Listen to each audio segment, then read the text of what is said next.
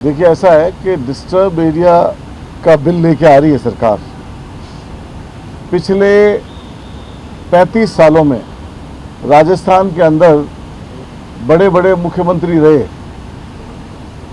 भैरव सिंह जी रहे, अशोक गहलोत जी रहे और वसुंधरा राजे जी।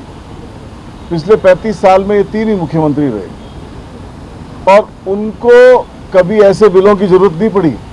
अगर जयपुर शहर में कोई हालात खराब भी हो गए और एरिया में डिस्टर्बेंस भी रहा, प्रदेश में कई जगह डिस्टर्बेंस भी रहा, लेकिन जब काबिल आदमी के हाथ में सरकार थी तो ऐसे बिलों की जरूरतें नहीं पड़ी।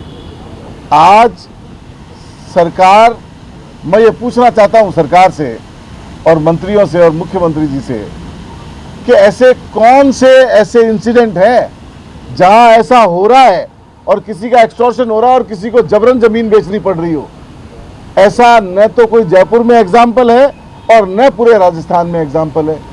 बेवजह आम आदमी को परेशान करना और इस तरह का माहौल बनाना, बहुत जरूरी मुद्दे हैं। बिजली का मुद्दा है, पानी का मुद्दा है, जो जनता से जुड़े हुए मुद्दे हैं। लोगों के साथ फायरिंग हो रही है, नशे का कारोबार हो रहा है, एक वो चिट्टा करके आजकल नशा और चल रहा है और उसके अंदर लोग बाग उससे ग्रसित हैं। जिन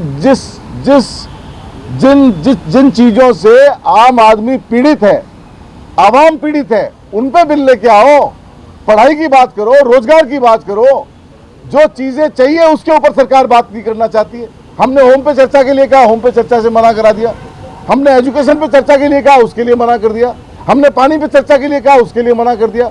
हमने नशाखोरी पे चर्चा के लिए कहा, उसके लिए मना कर दिया।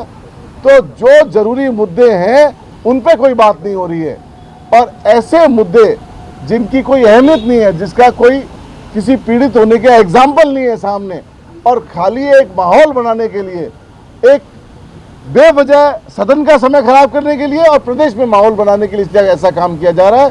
तो मैं गुजारिश कर रहा हूं अभी भी सरकार से कि जनता से जुड़े हुए मुद्दों पे चर्चा करें। ये सदन जनता की आवाज उठाने के लिए है, आवाम की आवाज उठाने के लिए है, ऐसे विषयों पे चर्चा करने के लिए नहीं है। बीजेपी की सरकार और जो जिस तरह के काम केंद्रीय सरकार कर रही है, जैसा बजट दिया उन्होंने, तो जब बजट भी पूरा चुनावी बजट दिया तो ये एक्सपेक्टेड ही था कि जहां जहां चुनाव होंगे वहां ये कुछ न कुछ चेंजेस जरूर करेंगे। इनका टारगेट आवाम को फायदा देने का नहीं है, इनका टारगेट चुनावों को मैनेज करना है। वो कैसे मैनेज किया जा सकता है, वो काम करना है।